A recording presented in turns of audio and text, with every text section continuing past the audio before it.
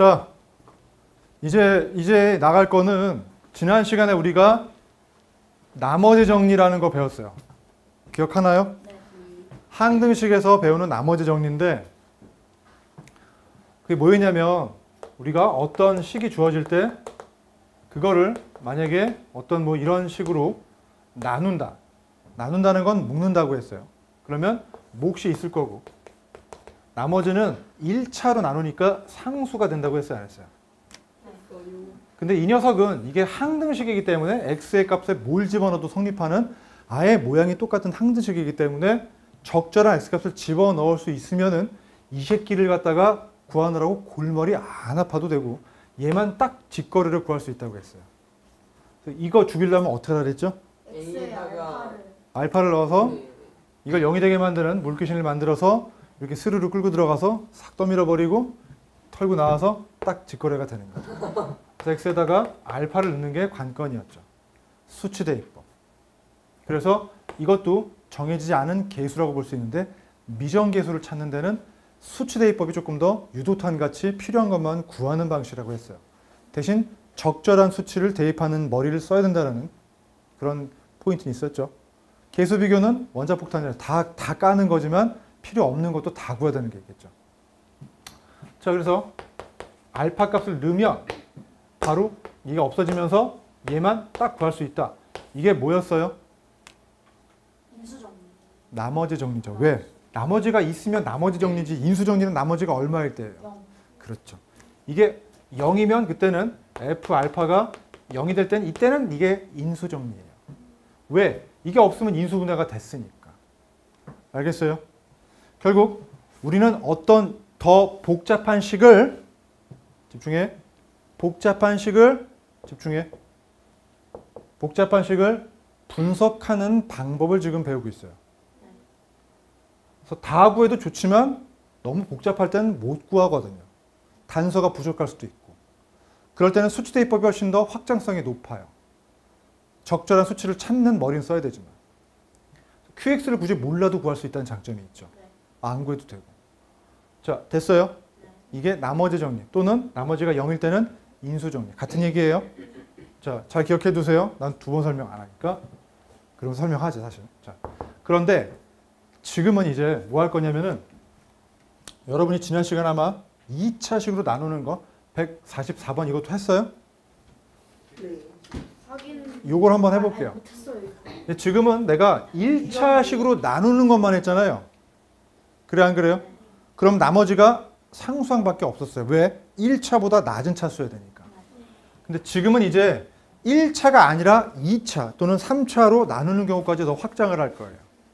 조금 더 생각하셔야 돼요. 집중하세요. 자, 그럼 이제 볼게요.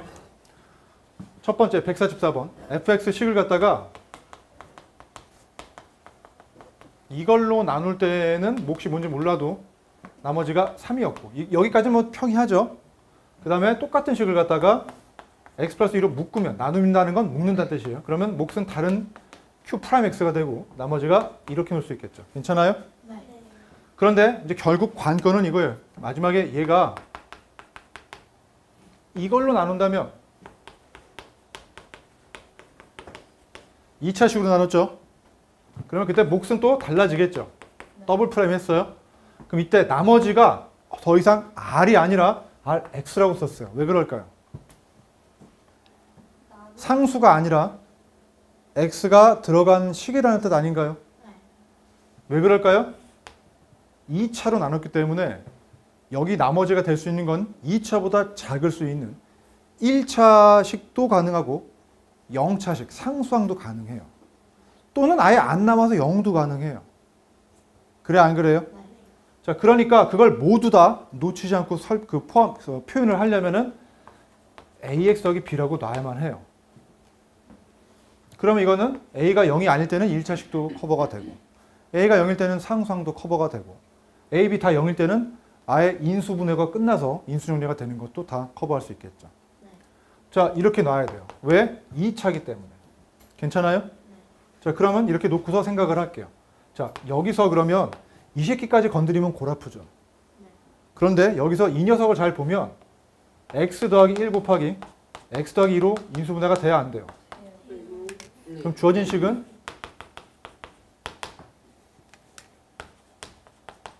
이렇게 놓을 수 있어요, 없어요? 없어요. 그럼 우리는 이 Q 더블 프라임 X라는 이상한 몫을 굳이 안 구해도 할 수 있는 물귀신이 두 마리가 있어요.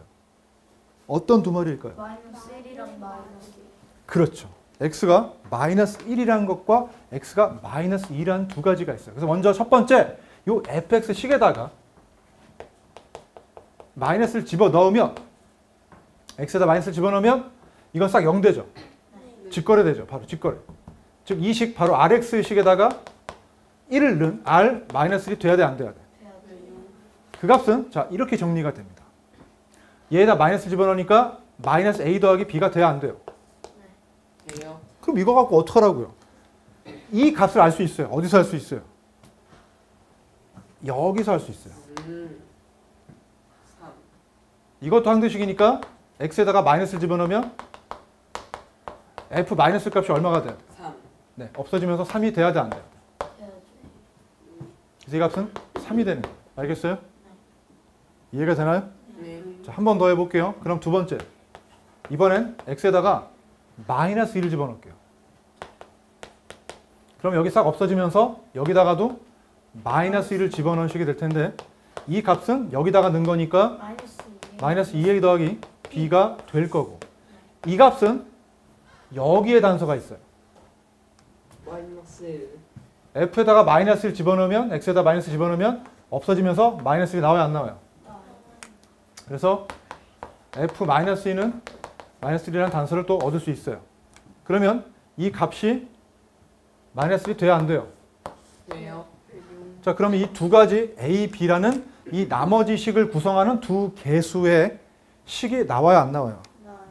연립방정식이죠. 그래서 마이너스 a 더하기 b가 3이고 마이너스 2a 더하기 b가 마이너스 1이니까 연립하게 되면 어떻게 되나요? 위에서 아래를 빼버리면은 a가 4가 되고요. b는요? 7이 되겠죠. 괜찮아요? 그러면 이제 나머지 식을 완성할 수 있겠죠. 나머지 식은 이거였기 때문에 최종적으로 나머지 식 R 값은 나머지 Rx는 X가 들어가 있는 나머지 식은 바로 4X 더하기 7로 결정이 돼야 안 돼요. 문제가 묻는 건 뭐죠? 거기다가 1 넣은 값이 얼마냐 묻고 있죠? 10.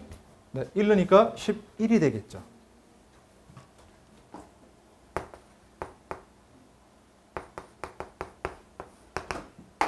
이렇게 푸는 거예요. 이해했어요?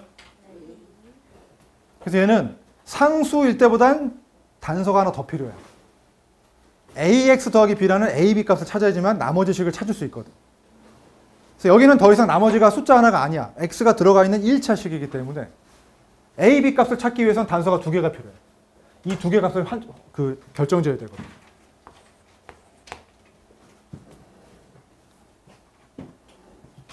이게 포인트야.